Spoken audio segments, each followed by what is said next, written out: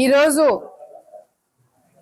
రాష్ట్రం అంతా కూడా కూటమి ప్రభుత్వం సంబంధించిన నాయకులందరూ కూడా సుపరిపాలన తొలి అడుగు గడప గడపకి ఈరోజు తెలుగుదేశం పార్టీ నాయకులు, జన సైనికులు, బీజేపీ నాయకులు అందరూ కూడా ఒక మంచి కార్యక్రమాన్ని చేపట్టి చంద్రబాబు నాయుడు గారు అందరికి కూడా ఆదేశాలు ఇచ్చి మరి ప్రతి ఒక్క ఇంటికి కూడా వెళ్ళి ఈ సంవత్సరం కాలంలో మేము చేసిన కార్యక్రమాలు కావచ్చు, మేము చేయబోతున్న కార్యక్రమాలు కావచ్చు, ఇవన్నీ కూడా మన రాష్ట్ర పరిస్థితి కూడా అన్నీ కూడా ప్రజలకి చెప్పడమే కాకుండా ఈరోజు ఈ సంవత్సరం కాలంలో వైసీపీ నాయకులు ఏ విధంగా మేము చేసిన పనులను కూడా తప్పుదావ పట్టించడానికి తప్పుడు ప్రచారాలు చేస్తున్నారనేది కూడా ఈరోజు ప్రజల్లోకి తీసుకెళ్లాల్సిన అవసరం ఎంతైనా ఉంది. ఎందుకంటే ఈరోజు ఈ రాష్ట్రంలో కూటమి ప్రభుత్వం వచ్చిన తర్వాత ఏదైతే చంద్రబాబు నాయుడు గారు, పవన్ కళ్యాణ్ గారు, బీజేపీ ఎన్నికలకు ముందు ఇచ్చిన హామీలు నెరవేరుస్తున్నామా లేదా? ఈరోజు అసలు పరిపాలనే పక్కన పడేసి కక్ష రాజకీయాలు చేసిన వైసీపీ నాయకులు మా గురించి మాట్లాడుతుంటే చాలా విచిత్రంగా, విడ్డూరంగా ఉంది.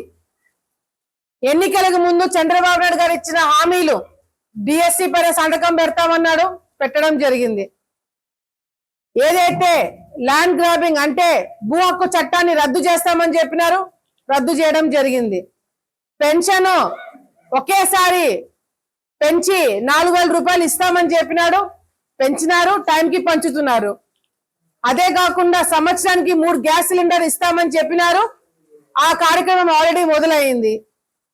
తల్లికి వందనము కార్యక్రమం పేరు పైన ఎంతమంది పిల్లలు ఉంటే అంతమందికి డబ్బులు తల్లి అకౌంట్ లో వేస్తామని చెప్పినాము, ఆ స్కీమ్ కూడా స్టార్ట్ అవ్వడం జరిగింది.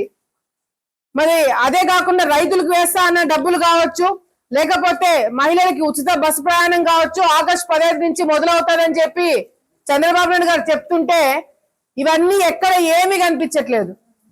ఎంతసేపు ఉన్నా తెలుగుదేశం పార్టీ ఏమీ చేయలేదు, ఏమీ చేయలేదు, ఏమీ చేయలేదు అని చెప్పి మాట్లాడుతున్నారే తప్ప చేసిన కార్యక్రమాలు ఎందుకు మీరు మాట్లాడలేకపోతున్నారు? నిజంగంటే మీరు గుండె మీద చేసుకొని చెప్పండి. పెన్షన్లు పంచలేదా? టైంకి అందజేయట్లేదా? అధికారులకి జీతాలు కట్టి టైంకి రావట్లేదా? మండలానికి 2 కోట్ల రూపాయలతో ఈ సంవత్సరం కాలంలో అభివృద్ధి కార్యక్రమాలు చేయలేదా? ఎక్కడైతే రోడ్లకి గుంతలు పడి ఉన్నాయో అవన్నీ కూడా పూడ్చలేదా? ఇవన్నీ కూడా చేస్తుంటే ఎందుకు వైసీపీ వాళ్ళు ఓడ్చుకోలేకపోతున్నారు అనేది కూడా ఒకసారి మనం అందరం కూడా ఆలోచించాలా. తమ్ముడు మాట్లాడుతూ 3 నిమిషాలు ఇంకొక మాట అన్నాడు, నా సొంత కార్యకర్తలకి నేను అన్యాయం చేస్తున్నానంట. ఒక్క కార్యకర్తని అంటే కార్యకర్త తప్పు చేయకపోతే నా వల్ల ఎటువంటి ఇబ్బంది ఉండదు, కార్యకర్త తప్పు చేసింటే నా వల్ల డెఫినెట్ గా ఇబ్బంది పడి ఉంటాడు. సో ఏ కార్యకర్తల గురించి నువ్వు మాట్లాడుతున్నావు? నువ్వు పేరెత్తి చెప్పు. నువ్వు తెలుగుదేశం పార్టీ భూమా కుటుంబంలో భూమా వర్గానికి సంబంధించిన ఏ కార్యకర్తకి అన్యాయం చేస్తున్నా నేను? మీరు గతంలో వర్కులు వచ్చినప్పుడు కాంట్రాక్టర్లకు ఇచ్చుకొని కార్యకర్తలను ఇబ్బంది పెట్టి ఆర్థికంగా మీరు ఈ రోజు నేను రైట్ రాయల్ గా చెప్తున్నా నేను. అవును, వర్కులన్నీ కార్యకర్తలకే ఇచ్చినాము, కాంట్రాక్టర్లకు ఇవ్వలేదే. కార్యకర్తలు గతంలో ఇబ్బందులు పడ్డారు కాబట్టి కార్యకర్తలకు ఇచ్చుకున్నాము. ఏ కార్యకర్తకు అన్యాయం చేశామని చెప్పండి. ఒక్కరి పేరు చెప్పమని చెప్పండి. 3 నిమిషాలు మాట్లాడినారు కదా, ఒక్కరి పేరుని మాట్లాడగలిగినాడా? లేదు. అంతేకాకుండా ఇంకోటి, మొన్న జరిగింది జుట్టు సవాలు కాదు, గేట్ల సవాలు. గేట్ల సవాల్లో ఏం జరిగిందండి? నేను ఇప్పుడు ఓపెన్ గా చెప్తున్నాను, తమ్ముడు నాని నువ్వు ఫోన్ చేసి మీ సర్పంచ్ సీసా వెంకటేశ్వరుని పక్కన పెట్టి నాకు కమిషన్ ఇవ్వండి, 25 లక్షలు నాకు కమిషన్ ఇవ్వమని నువ్వు అడిగినావా లేదా? నువ్వు మీ ఇంటి దేవుడు నరసింహస్వామి మీద ఒట్టేసి నువ్వు చెప్పు. సీసా వెంకటేశ్వరుని పక్కన పెట్టండి, రాజకీయం గబ్బులేపుతున్నాడు, డబ్బు నాకు గట్టండి, డైరెక్ట్ గా సవాల్ లేకుండా ఎవరు రానికుండా చేస్తానని నువ్వు మాట ఇచ్చినావా లేదా? అర్ధరాత్రి నాకు ఫోన్ వస్తే నేను ఒకటే చెప్పిన, మనకి పోతే పోయింది, ఎక్కడ కూడా కాంప్రమైజ్ కాకండి. ఒక్క రూపాయి కూడా అవతల వాళ్ళకి ఇచ్చేది లేదు. పోటీకి వస్తారేమో రమ్మని చెప్పండి అని చెప్పినాము. ఎక్కడ వచ్చినారు పోటీకి మీరు? సవాళ్ళు జరిగినాయి, పోలీస్ డిపార్ట్మెంట్ అంతా పెట్టించినాము, ఎక్కడ కూడా ఒక్క గొడవ జరగలేదు. వైసీపీ నాయకులు వచ్చి లోపల కూర్చున్నారు కదా, ఎందుకు పాడలేకపోయినారు వైసీపీ నాయకులు? వద్దని ఎవరైనా అన్నారా? మీరు సవాలు పాడరు, ఎవరికైనా మా వాళ్ళకి వస్తే అది మేము దౌర్జన్యంగా తెప్పించుకున్నామని చెప్పి మాట్లాడతారు. నీకు ఏ మాత్రమైనా, నీకు ఎమ్మెల్యేగా పనిచేసిన ఎక్స్పీరియన్స్ ఏ మాత్రం 1% అన్నా ఉంటే నువ్వు పిచ్చి పిచ్చి మాటలు మాట్లాడవు తమ్ముడు నాని. ఇప్పుడైనా నువ్వు తల్లి చాటు బిడ్డగా బయటికి రావాలని అనుకుంటే కొంచెం బుర్ర ఉపయోగించి ఏం జరుగుతుంది. ఎందుకంటే నేను అన్ని ఓపెన్ గా చెప్తా. నువ్వు 60-40 నాయన అడిగినారా లేదా? మొన్నటికి మొన్న 60-40 మీరు అడిగినారా లేదా? నేను వద్దనా లేదా? లేకపోతే ఇట్లాగే సాక్షులు రాపిస్తాము, పై లెవెల్లో నా మీద కంప్లైంట్ వేరే విధంగా ఇప్పిస్తాము, లోపల ఇంకొకరితో చెప్పిస్తామని చెప్పి నువ్వు అన్నావా లేదా? మీరు అన్న రోజు వచ్చి మీ దేవుడి మీద ఒట్టేసి చెప్పమనండి. సో మీరు నాతో పెట్టాలనుకుంటే, నా గురించి మీరు మాట్లాడాలనుకుంటే నేను అన్ని ఓపెన్ గా మాట్లాడతా.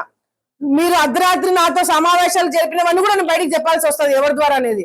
సో నాతో మీరు దయచేసి ఇటువంటి రాయబారాలు పెట్టుకోకండి. నేను వదులుకుంటా కానీ రాజకీయము అవతలతో కాంప్రమైజ్ అయితే కాము. అది దయచేసి వైసీపీ నాయకులు గుర్తు పెట్టుకోవాలా. నా సంగతి దేశం అందరికీ కూడా కాంప్రమైజ్ కానని తెలుసు, అందరికీ తెలుసు. నిజంగాంటే మీ వైసీపీ నాయకులు మేము తప్పుడు కేసులు పెట్టామని చెప్పి మాట్లాడుతున్నావు తమ్ముడు. ఎవరి మీద పెట్టామని చెప్పు.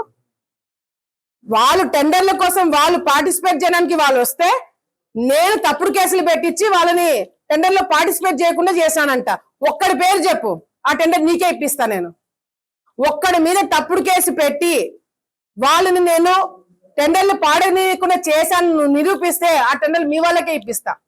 అసలు మీ ప్రభుత్వంలోనే మీ జగన్మోహన్ రెడ్డి మీద నమ్మకం లేక, డబ్బులు వస్తారేదో నమ్మకం లేక అధికారులు మా కాంట్రాక్టర్ తో మాట్లాడి మేం వర్కులు చేసే సందర్భాలు ఉన్నాయి టౌన్ లో. మేము మా అధికారంలోకి వచ్చిన తర్వాత మిమ్మల్ని పార్టిసిపేట్ చేయకుండా మేము చేసినామా? అంత కర్మ మాకు పట్టలేదు. మీరు ఇంకొక రాజకీయాలు, ఇటువంటి రాజకీయాలు పక్క నియోజకవర్గాల్లో చూసింటారేమో, కానీ ఆలగడ్డలో మాత్రము రాజకీయాలు మేము ఒక పద్ధతి ప్రకారం తీసుకుపోతాము, దానికి తగినట్టుగానే ఉంటాయని చెప్పి తమ్ముడు నానికి మరొకసారి తెలియజేసుకుంటూ, నీకు ఇప్పుడైనా 3 నిమిషాలు ఇచ్చినారు, నువ్వు ఇట్లనే సమాధానం చెప్పుకుంటూ వాస్తవాలు చెప్పకుండా నువ్వు ఇట్లాగే పనులు చేస్తే మాత్రము నీ పార్టీ వాళ్ళ, నీ సొంత పార్టీ వాళ్ళ నువ్వు 3 నిమిషాలు కూడా కట్ చేసి నేను కూర్చోబెడతానని తమ్ముడు నానికి మరొకసారి తెలియజేసుకుంటూ, అక్క అయినా మంచితనంతో వదిలేస్తుంది, మీ బావ వదిలిపెట్టడని మరొకసారి మీ నానికి తెలియజేసుకుంటున్నా.